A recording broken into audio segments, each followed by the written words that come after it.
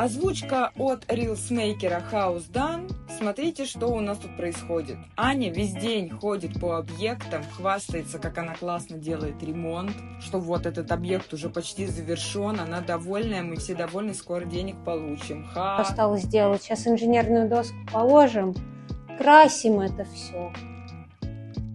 Чистовая электрика, чистовая сантехника. Тут она, как всегда, сдает мандюля своим рабочим, потому что она по-другому не умеет. Гладит, как будто не била его полчаса назад. И все, как бы день у нее закончился. Вот такая вот у нее тяжелая работа, счастливая, довольная, с лямом в кармане, едет домой.